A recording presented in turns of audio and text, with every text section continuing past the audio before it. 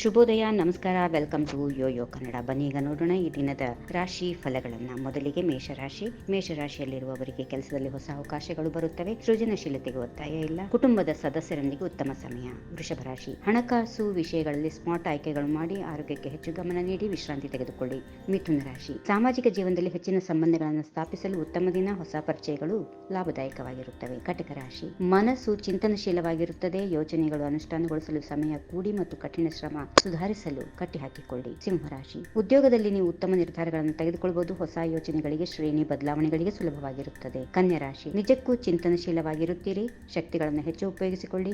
ವೈಯಕ್ತಿಕ ವಿಷಯಗಳಲ್ಲಿ ಜಾಗ್ರತೆ ವಹಿಸಿ. ತುಲಾರಾಶಿ. ಸೋಮಾರಿತನ ಮತ್ತು ಬದಲಾವಣೆಗಳ ಪ್ರೇರಣೆ ಹೊಂದುತ್ತೀರಿ. ಉತ್ತಮ ಆರೋಗ್ಯ, ಸಾಮರಸ್ಯಕ್ಕೆ ಪ್ರಯತ್ನಿಸಿ. ವೃಶ್ಚಿಕ ರಾಶಿ. ಧೈರ್ಯವನ್ನು ಮತ್ತು ನಿರ್ಣಯವನ್ನು ಉಪಯೋಗಿಸಿಕೊಳ್ಳಿ. ನಿಷ್ಠೆ ಮತ್ತು ಶ್ರದ್ಧೆ ಉತ್ತಮ ಫಲಿತಾಂಶಗಳನ್ನು ನೀಡುತ್ತದೆ. ಧನುರಾಶಿ. ಶ್ರದ್ಧೆ ಮತ್ತು ಹಿತಾಸಕ್ತಿ ಹೊಂದಿರುವ ಯೋಜನೆಗಳಲ್ಲಿ ತೊಡಗಿಸಿಕೊಳ್ಳಿ. ಧನಶಾಸ್ತ್ರವನ್ನು ಹೆಚ್ಚಿಸಿಕೊಳ್ಳಲು ಅವಕಾಶ ಇರುತ್ತೆ. ಮಕರ ರಾಶಿ. ಕಾರ್ಯಕ್ಷಮವಾಗಿ ಕೆಲಸ ಮಾಡುವ ಮೂಲಕ ಯಶಸ್ಸು ಇದೆ. ಕುಟುಂಬದೊಂದಿಗೆ ಉತ್ತಮ ಸಮಯ.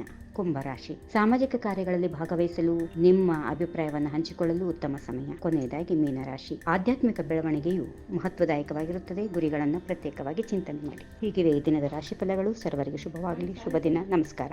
ಈ ವಿಡಿಯೋ ನಿಮಗೆ ಇಷ್ಟವಾದಲ್ಲಿ ಲೈಕ್ ಮಾಡಿ, ಶೇರ್ ಮಾಡಿ, ಸಬ್ಸ್ಕ್ರೈಬ್ ಮಾಡಿ.